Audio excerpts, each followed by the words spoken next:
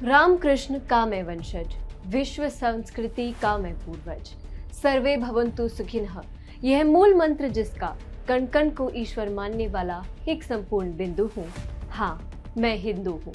अंग्रेज, मुगल, यूनान, तुर्क ने कितने अत्याचार किए, कश्मीर, सिंध, चित्तौड़, दुर्ग में कितने नरसंहार किए। भटका हुआ था कल तक, आज घर वापसी में हूँ। फिर भी धर्मनिरपेक्ष समाज का मैं किंतु परंतु हूँ। हाँ, मैं हिंदू हूँ। सत्य अटल है और अटल ही रहेगा, और सत्य यही है कि नित्य नूतन चिर पुरातन है सनातन।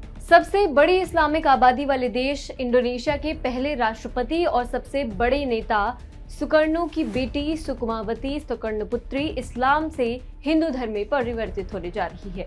उनके इस्लाम से हिंदू धर्म में परिवर्तन का अनुष्ठान बाली के सुकर्णो सेंटर हेरिटेज एरिया में 26 अक्टूबर को आयोजित किया जाएगा। क्या है सारा मामला, जानेंगे TFI पर मेरे यानी दीक्षा नेगी के साथ। तो चलिए आरंभ करते हैं।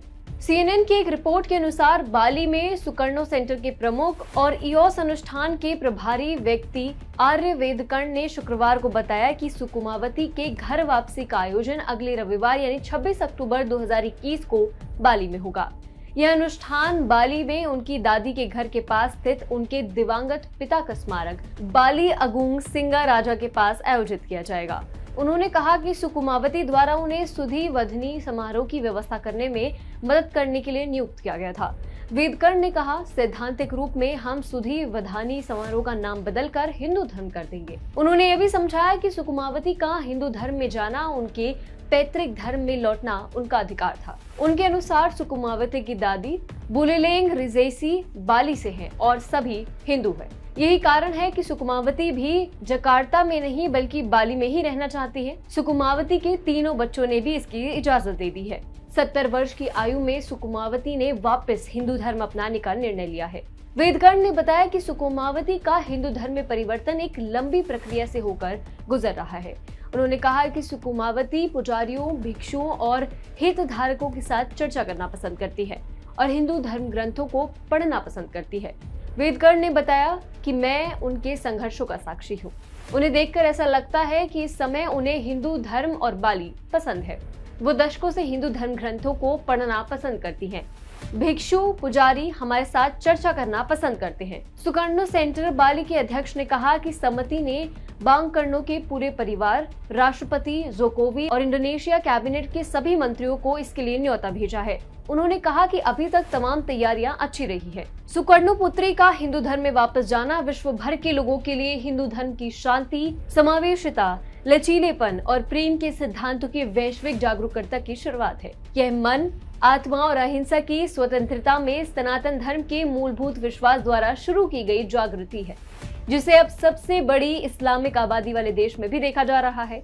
बता दें कि मेघावती सेतियावती सुकर्णपुत्री एक इंडोनेशियाई राजनीतिज्ञ हैं, जिन्होंने सन 2001 से 2004 तक इंडोनेशिया के 5वें राष्ट्रपति के रूप में कार्य किया था। उन्होंने पहले 1999 से 2001 तक 8वें उपराष्ट्रपति के रूप में कार्य किया। मेघावती इंडोनेशिया की पहली महिला राष्ट्रपति है और मुस्लिम बहुल देश का नेतृत्व करने वाली छठी महिला है। मेघावती इंडोनेशिया की स्वतंत्रता की घोषणा के बाद पैदा होने वाली पहली इंडोनेशियाई राष्ट्रपति थी। वे इंडोनेशिया की सबसे बड़ी राजनीतिक पार्टी में से एक इंडोनेशियाई डेमोक्रेटिक पार्टी ऑफ स्ट्रगल यानी PDIP की एक पहली नेता भी रही है। उनका नाम सुकर्णोपुत्री भी एक संस्कृत शब्द ही है। हालांकि उन्हें अक्सर मेघावती या मेघा के रूप में बुलाया जाता है, जिसका संस्कृत में बादल अर्थ होता है। श्री सत्य साई प्राइमरी स्कूल के छात्रों को दिए गए एक भाषण में उन्होंने उल्लेख किया था कि सुकर्णो के अनुरोध पर भारतीय राजनेता बीजू पटनायक ने उनका नाम रखा था, यानी उनका भारत से पुराना नाता रहा है। अब उनका अपनी दादी के धर्म यानी सनातन धर्म में लौटना दिखाता है कि आज भी लोगों के सामने जब सभी रास्ते बंद हो जाते हैं तो हिंदू धर्म का रास्ता खुल जाता है। इंडोनेशिया के इतिहास में भारत और हिंदू धर्म का बहुत बड़ा योगदान रहा है और इसीलिए इस देश में हिंदू धर्म के साथ साथ बौद्ध धर्म का भी प्रभाव देखने को मिलता है। कुछ दिनों पहले ही इस देश में राष्ट्रीय हिंदू यूनिवर्सिटी खुलने की रिपोर्ट भी सामने आई थी। भारत और इंडोनेशिया के रिश्ते हजारों साल पुराने हैं। ईसा के जन्म से पहले से ही भारत के सौदागर और नाविक वहां जाते रहे हैं। यही कारण है कि इंडोनेशिया और भारत में काफी सारी सांस्कृतिक समानताएं देखने को मिलती है।